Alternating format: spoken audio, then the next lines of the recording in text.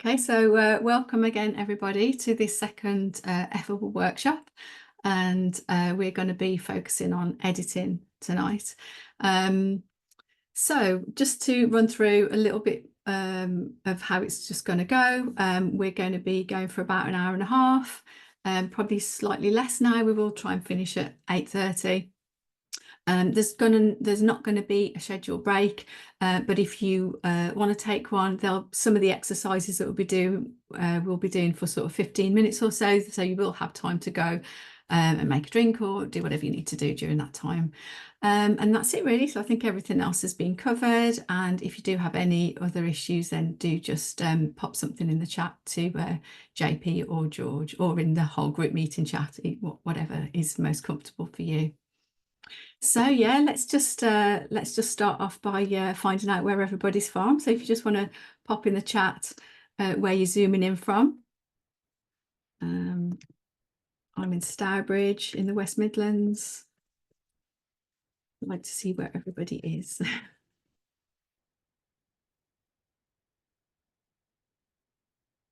See what spread we've got. London, North Wales, Burton-on-Trent, London, East London, Manchester, Dublin, Portsmouth, Cannock Chase.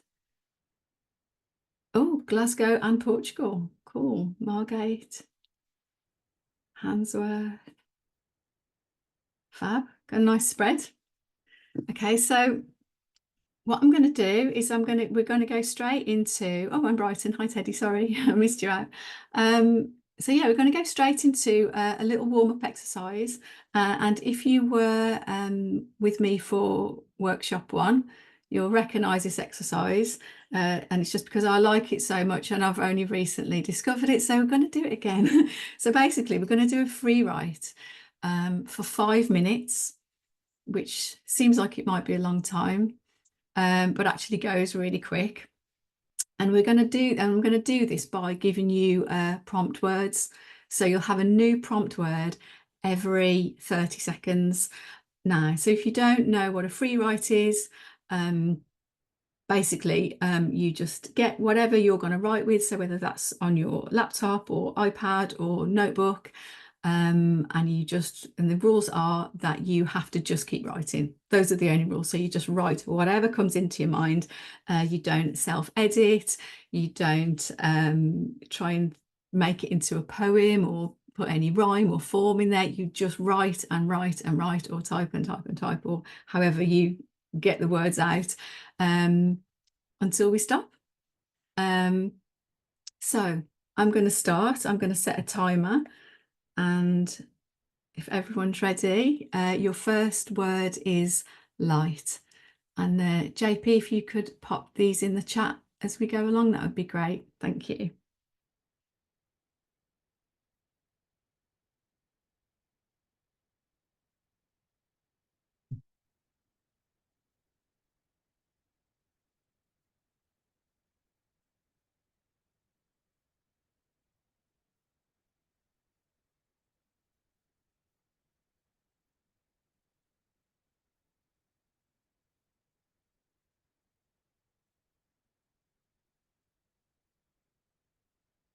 Your next word is swim.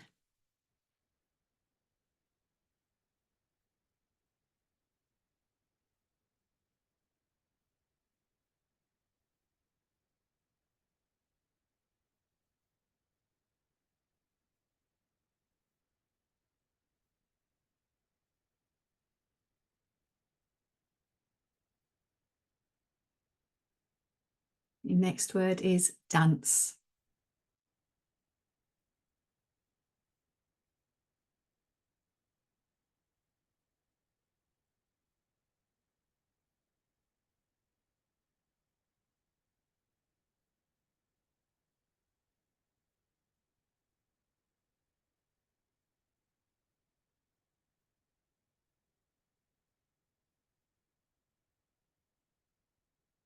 Your next word is form.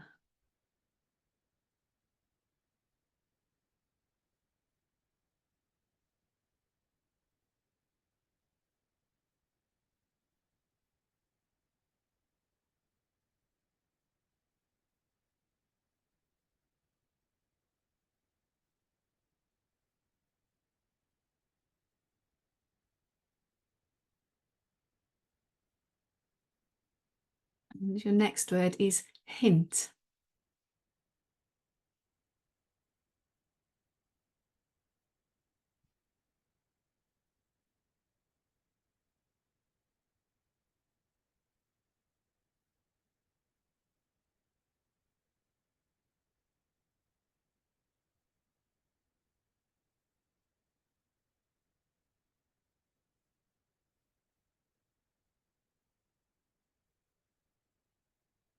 And your next word is bend.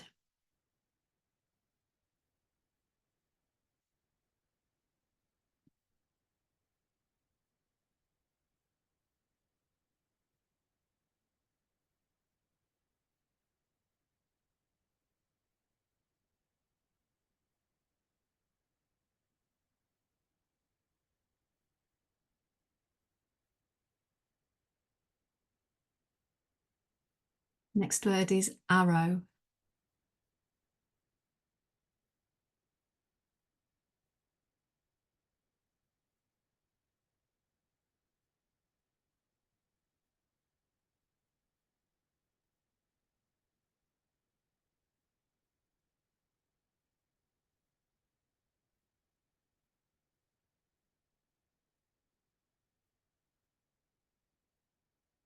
Your next word is lash.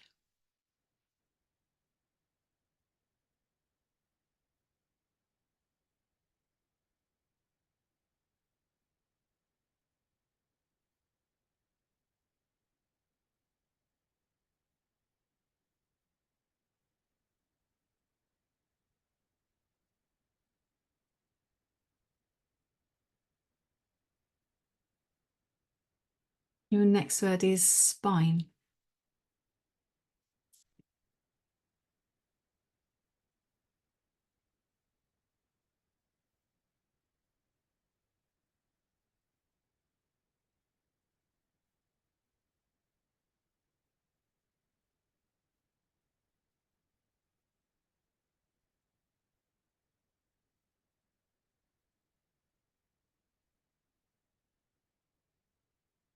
The next word is memory.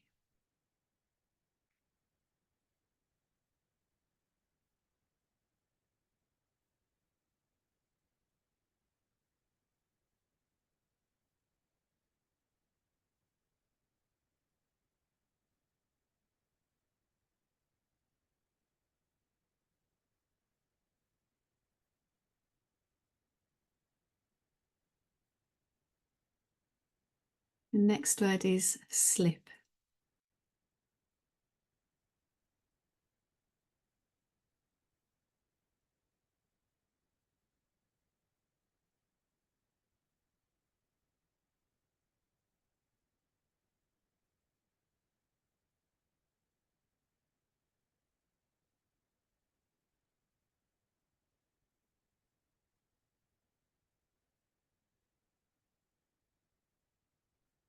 And your final word is glitter.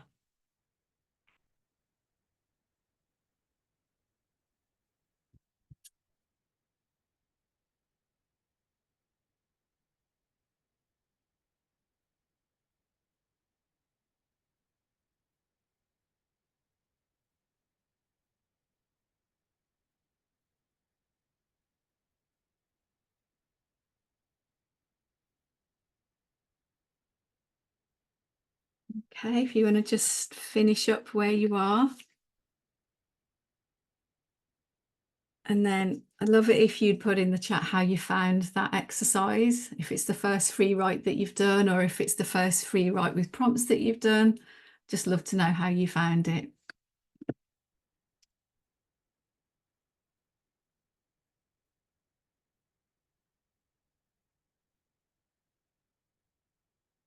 Or just let me know if it got you warmed up suitably.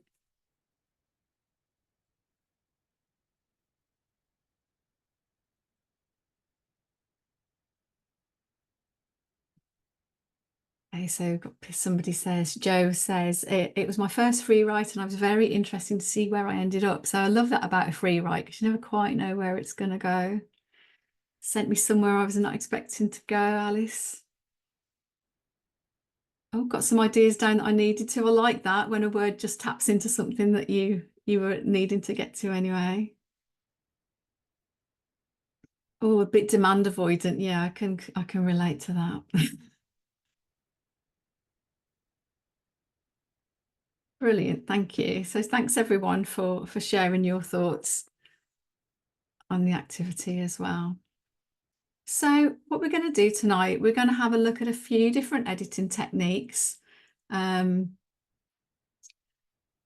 but what I'd like to do before we start looking at a few techniques is I'd like you to share either your favorite editing technique, your go-to editing technique, or your editing top tip in the chat.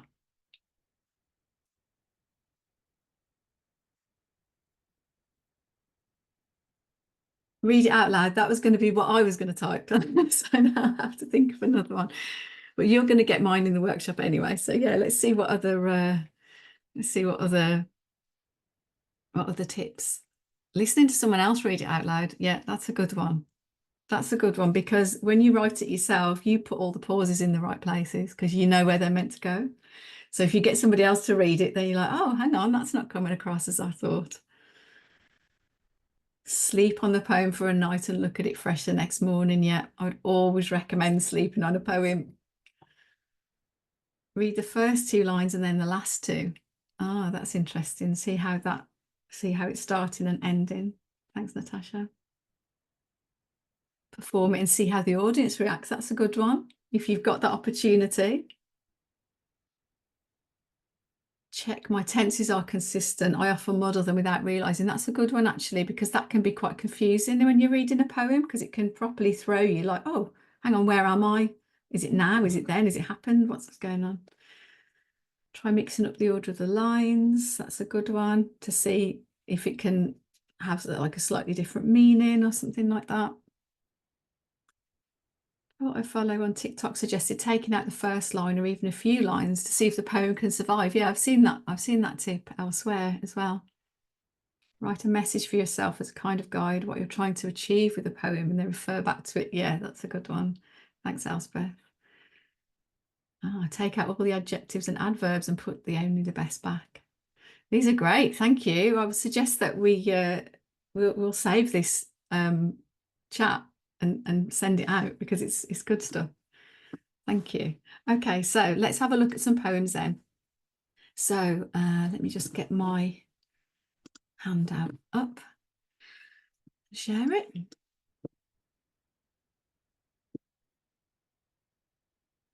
So this poem is by a poet called Dale Booton, who was published by 14 Poems, who is the eff-able publisher, and just thought it was a really interesting way in to reading a poem and to editing a poem.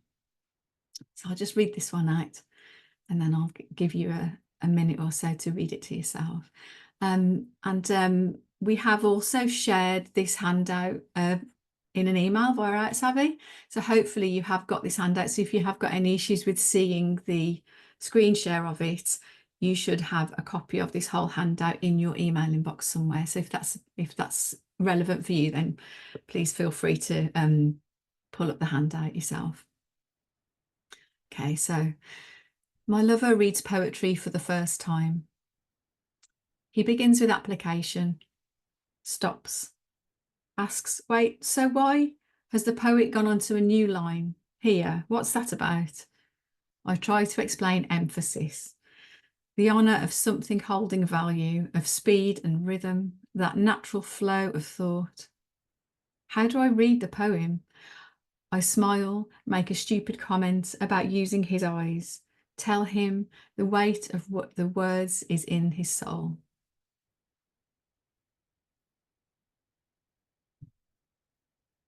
I'll just give you a minute to read that one yourselves.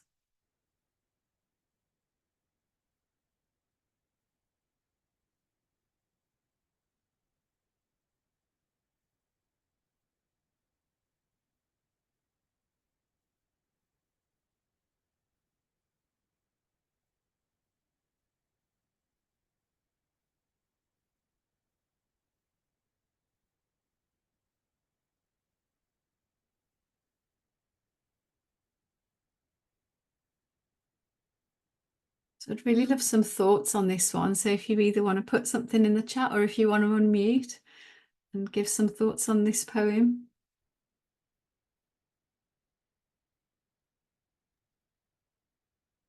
Yeah, it's an interesting one because the extended gaps provide pauses where usually a poet would use the end of a line to create that pause.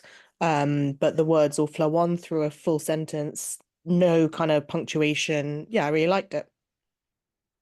Thank you. Sorry, I couldn't actually see who that was speaking there. My view's only showing a couple of people at the time. I couldn't see who was unmuted. Oh, that's okay. It's Joe. Hi. Oh, hi, Joe. Thank you. Anybody else want to add any thoughts? Hi, Sal. It's Alice. I Hi. like the way it's showing the intimacy of a relationship, possibly even a new relationship, without talking about the relationship at all. Mm. I can actually picture two people sharing a book very intimately and closely. But that's my imagination. That's not written there at all. But obviously, to share a reading together is a really intimate act. Mm. It's a lovely way to talk about intimacy. Yeah, it's interesting, isn't it? How something, and if you look at the content of that poem and the words, there isn't anything that specifically or explicitly says intimacy or this is an intimate relationship or anything like that, but it is an intimate poem. Thanks, Alice. The bit that I really liked about this poem was this first bit in italics. It stops, asks, wait, so why has the poet gone on to a new line here? What's that about? And I just think that's absolutely perfect for this workshop because I'm like, well, why do we go on to a new line where we go on to a new line? And so I thought that'd be a really good one just to hold in our minds as we're doing some editing tonight is just like why do we do what we do? Okay, so I want to share Sally, I'm sorry, we've had a few comments in the chat. I don't know if you want me yeah. to read them out quickly. Oh yeah, could you, JP? I'll do that quite quickly if that's okay. So Kushi has said, I love it that there's so much intentionality with the form, the fact that it's not just performative, but actually contributing to the experience. Fiona said, I like how meta it is. The poem itself, along with its form, shows what the poem is about, which is a little bit picking up on what you've just said.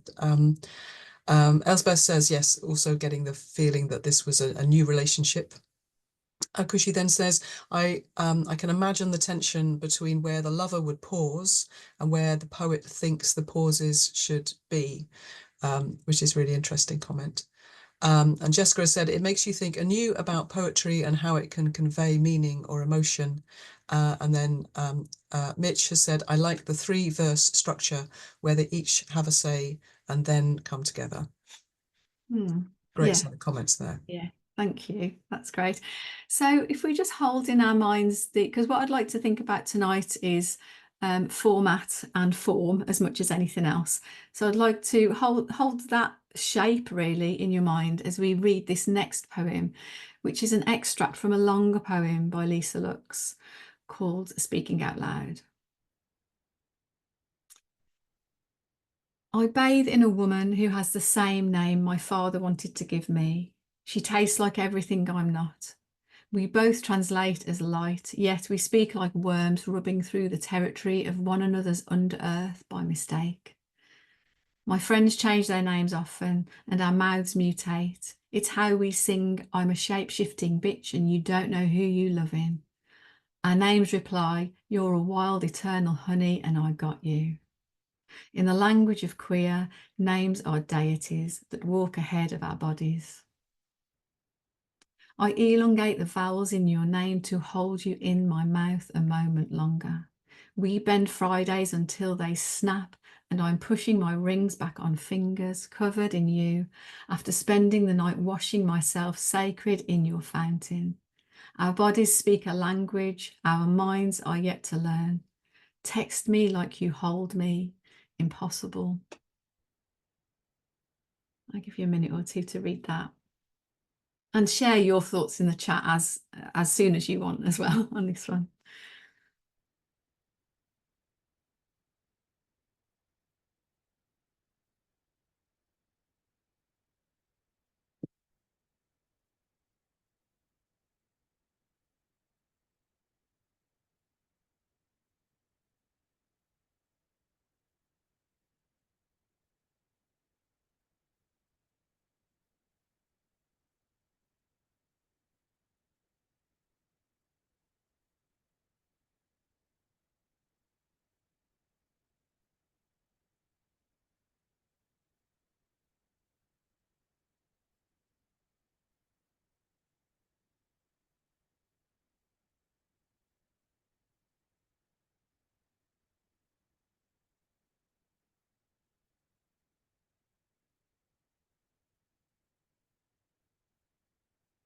Yeah, so just a couple of things from the chat. So Elspeth said, I find the first and second halves of this poem really quite different, which is interesting. I feel like the second half after the slashes could stand as a poem on its own.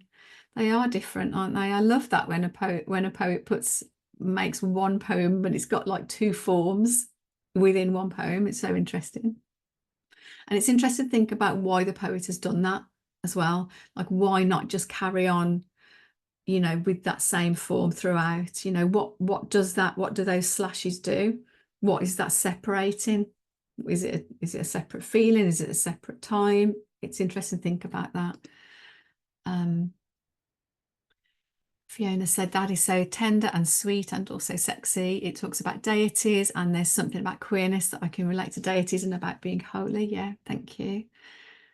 I love the physicality contrasted with the sublime. Yeah. Does anybody else want to comment either in the chat or to say something out loud? Some really like gorgeous, sorry. gorgeous defiance. Like they're not like paying any heed to time. They're not paying any heed to sort of like body limitations, or like they're kind of time traveling. They've got names that are walking ahead of their bodies. They're like trying to defy like the laws of physics in a lot of ways. I just think it's gorgeous and exciting. Yeah, me too. I find it very exciting, this poem. Thanks, Kit. And Alice said, I enjoy how it focuses on names and language. The naming of things is so important, especially for things which are marginalised. Yeah, I think that's one of the real powers of poetry, which is to give us language for our experiences, especially when those experiences are secret or hidden or shrouded in shame in some way, not our own shame necessarily, but the shame that other people would put onto us. And yeah, I think that language poetry is such a great way of putting language to those things. Okay, so I'll stop sharing that for a moment, and we're going to go into an exercise now. So what I'm going to do, I'm going to provide you with a block of text. So I'm going to put it into the chat, and then you can hopefully copy that out of the chat. Sorry, I haven't got it to hand. One sec. I apologise for this. I won't be a second. I have just lost it. Hopefully that copies out okay.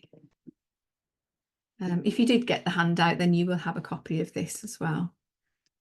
Okay. I have posted a link to the handout in our Google Drive. So if anyone else wants to see it, you should be able to access that. It's further up the chat. Let me know if you can't get in.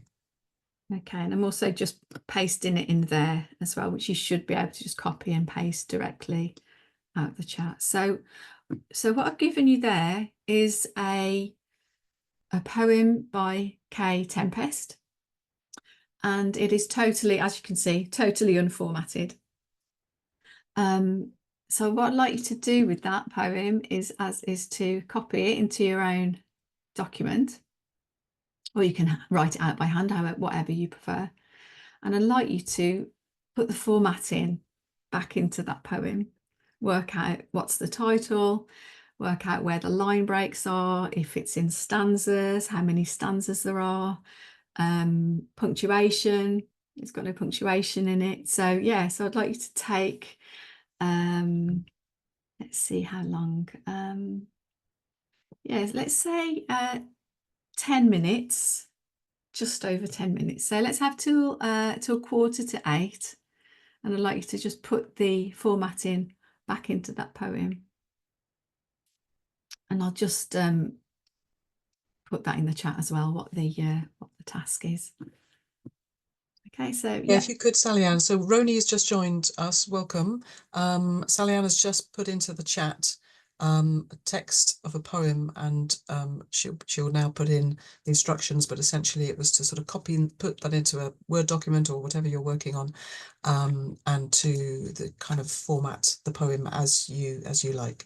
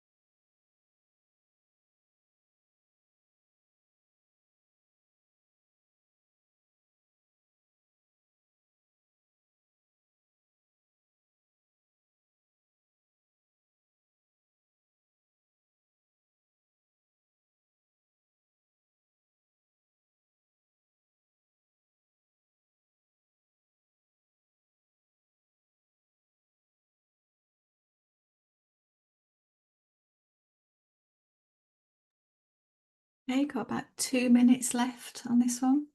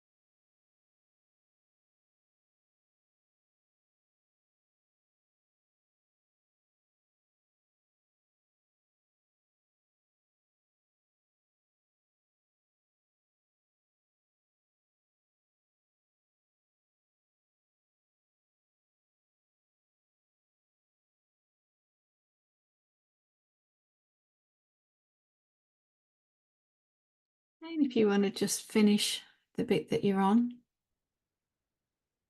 And I'd be really interested to find out how you get on with that, whether you've ever done anything like that before, like taking somebody else's poem and trying to work out where they would have formatted it. If anybody wants to share in the chat how they got on, or just to say, that's fine.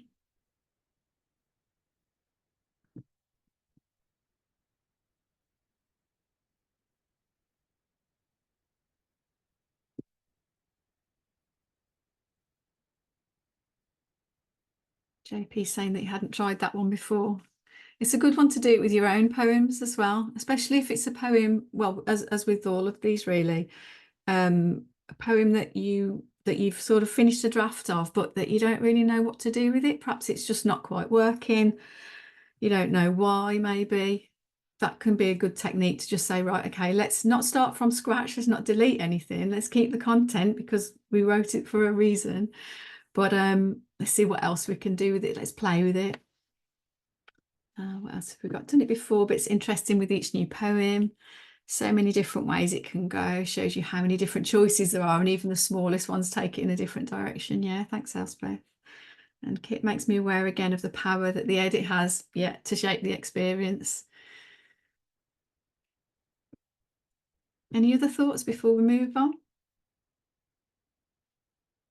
Got some more in the chat. Fiona never tried it before and was interesting. For this poem, I justified the text and made it into one block with no punctuation.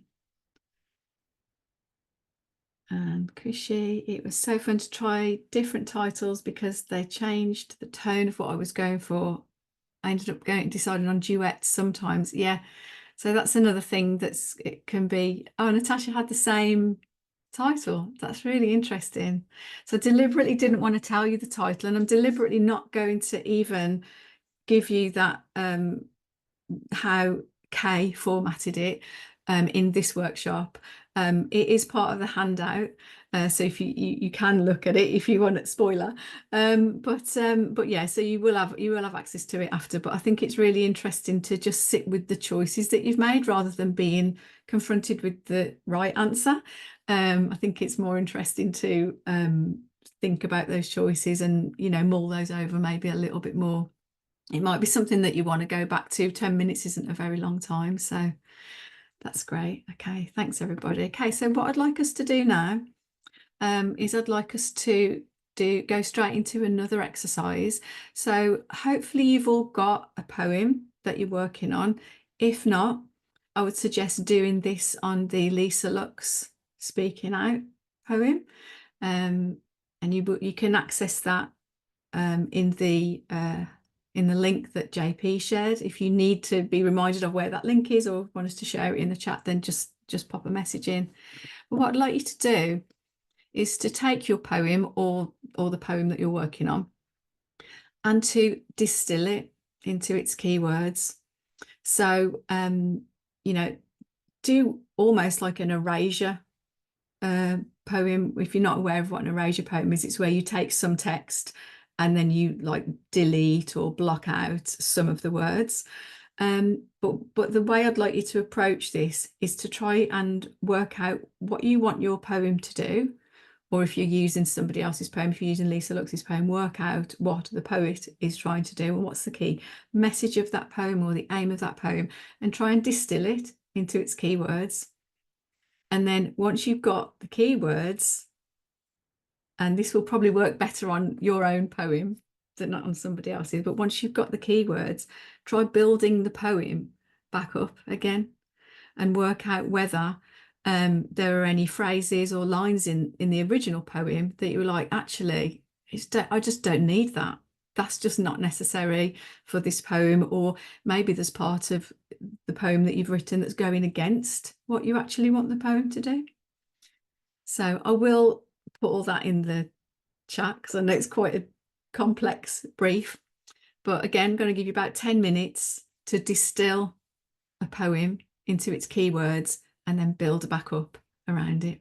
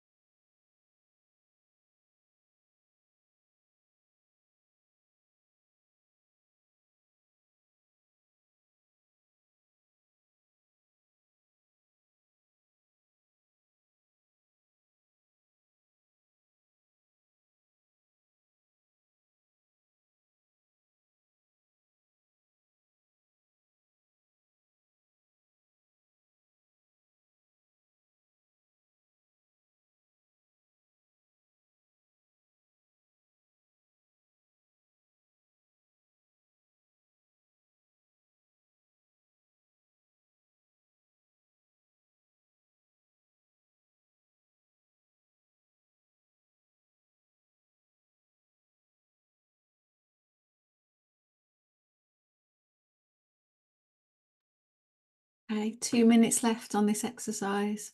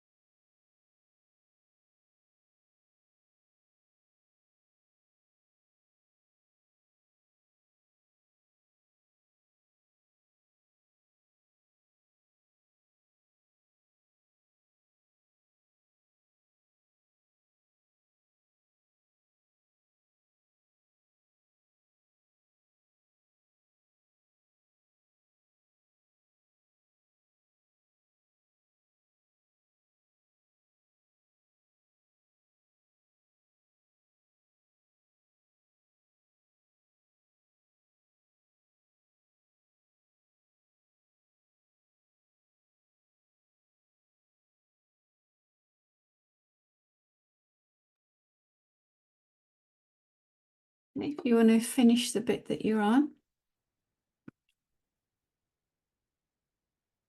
And if this is prompting any ideas that you don't want to lose, make sure you keep a note of them so that when you come back to this, you don't have to try and rack your brains to remember that brilliant idea that you let go.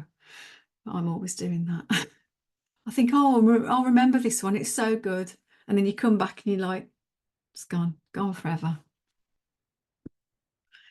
Okay, yeah, so let me know how you got on, either in the chat or just unmute and speak up. And sorry to the continuity editors, I got really hot, I had to take my scarf off.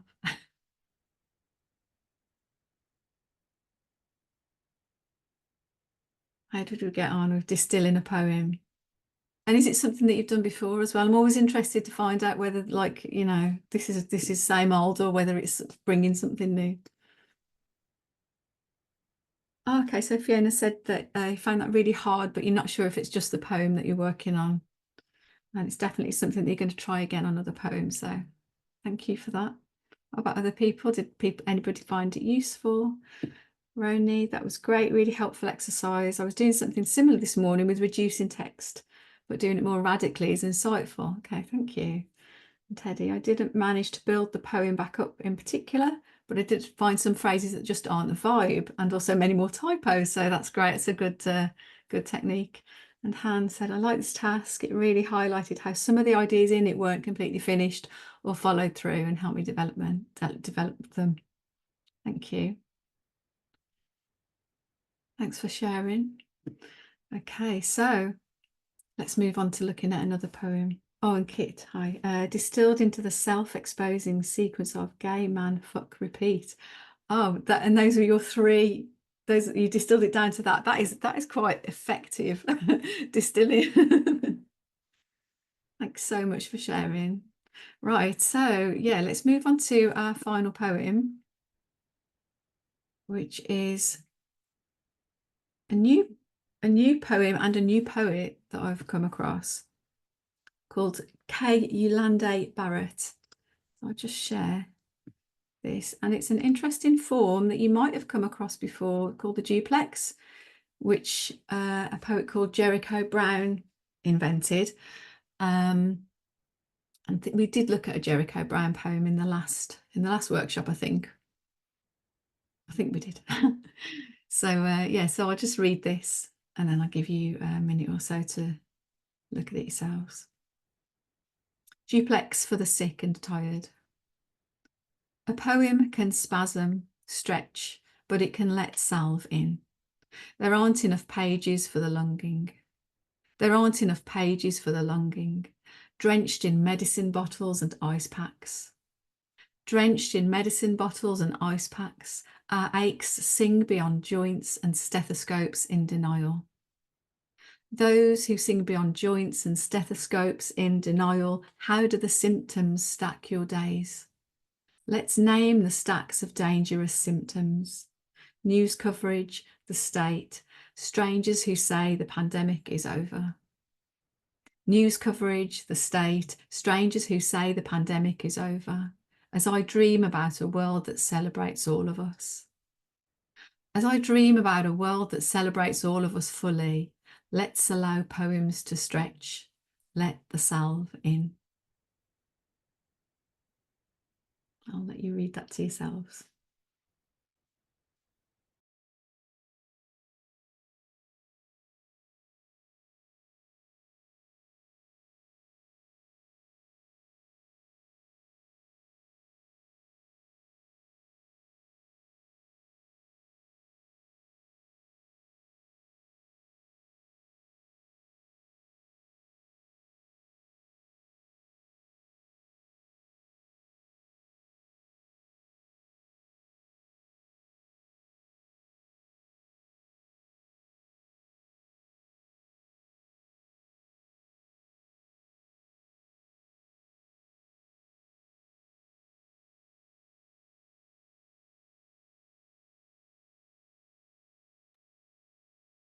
So let's have your thoughts on this poem, please. Let me know if it's a form that you've come across before, if it's new to you, if you enjoy it and what you like about it.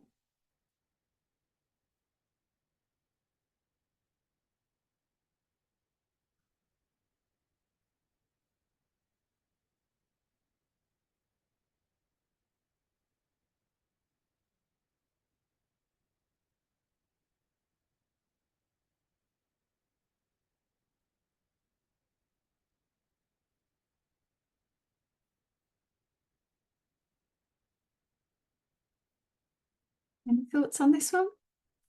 Oh, thanks, Kit. It's got Finn and Elle vibes, but it isn't one. Yeah, so it's got that repetitive element to it. Yes, Jessica, it's called Duplex.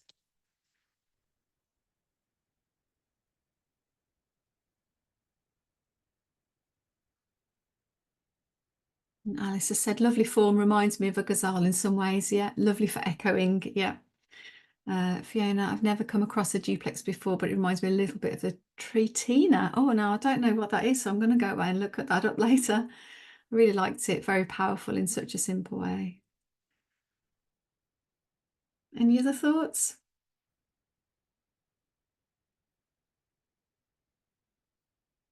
Okay, well, thank you for sharing. Oh, some more. Oh, thanks, JP, sharing some more info on the duplex form there. And Kushi's saying it's reminding me of the couplets in Urdu poetry. Thank you.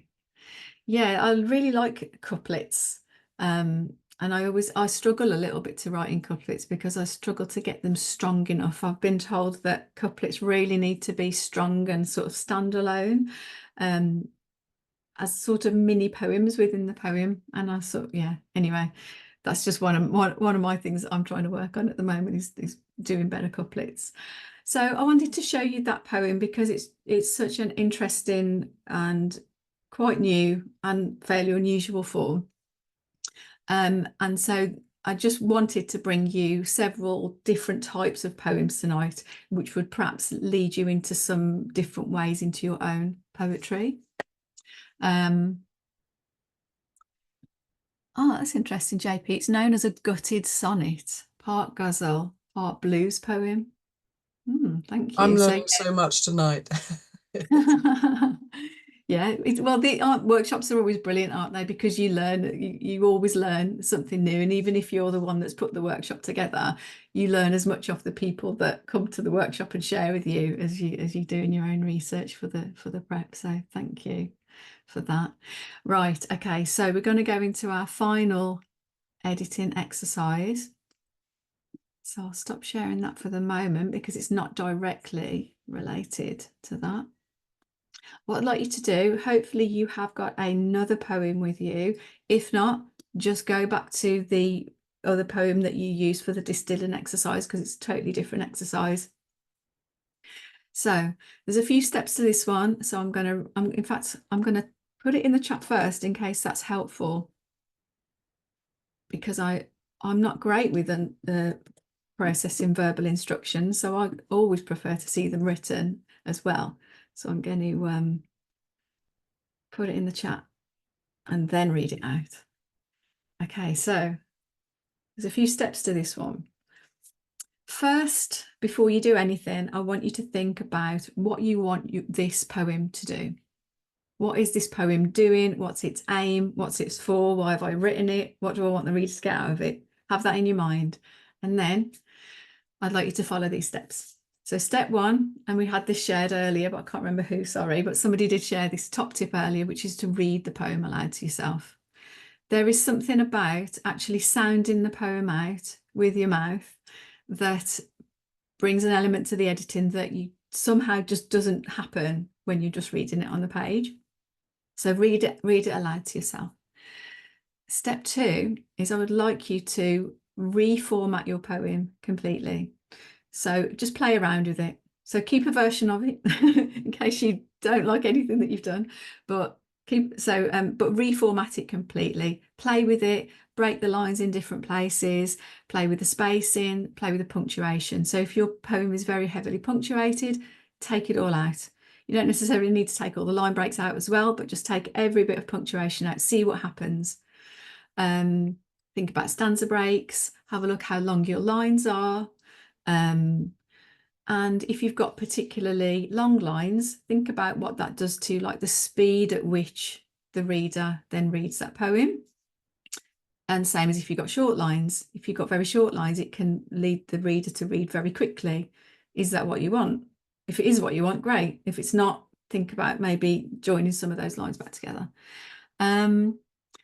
Think about, does this poem need a form? So we've had a look at the duplex form tonight. Obviously, there's lots of other forms that you can look up or look at. Sometimes taking a free verse poem and making it into a form, making it fit a form, can be just what that poem needs. So that's something to think about. And then and then I've said there, you could also try removing all punctuation and line breaks, like we did with that K Tempest poem earlier, where we just made it into just a continuous block, including the title, and just worked with it from there. And then step 3, and I'll put this in only if you get to a stage where you sort of like work through the poem and finished a draft, or you can just do this in whatever order you want really, but this is like an extra bit I was thinking, is to think about your title. So what's your title doing? Is it just summarising the poem? If it is that what you want from the title? Or would you prefer the reader to find out what this poem is doing or what this poem's about as they go through? And it's your choice. You're writing this. You can lead the reader in whatever way you want. Have a think about how the title is interacting with the first line. Are they working together? Are they working against one another? And whatever they are doing, is that intentional or is it by accident? What do you want? And then if you can think about playing with different titles, how does putting a different title at the top of the poem frame the poem differently and lead the reader on? So it's quite a lot. I am going to give you 15 or so minutes. It's probably something that you might want to just take this activity down and continue with it later, because it's quite an in-depth exercise for a relatively short period of time. But just take it, see how far you get with it, and maybe it's something that you take beyond this workshop, either tonight or just at another time. So yes, I will give you I'll give you 15 minutes. They're a little bit longer than the other exercises. Okay.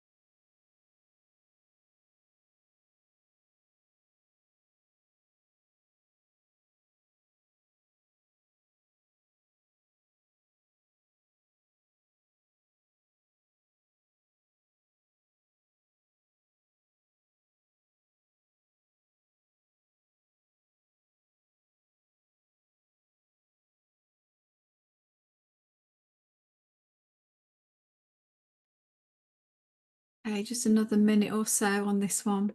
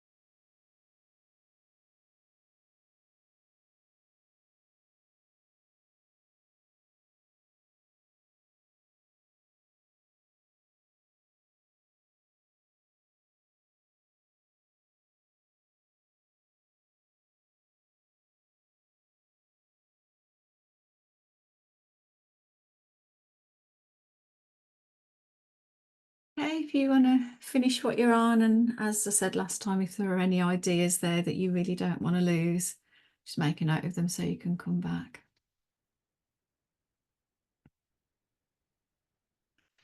So yeah, let me know how you got on. That's the final exercise for tonight. Let me know how you found it, whether you found some ideas or if you made something work. That'd be great to know.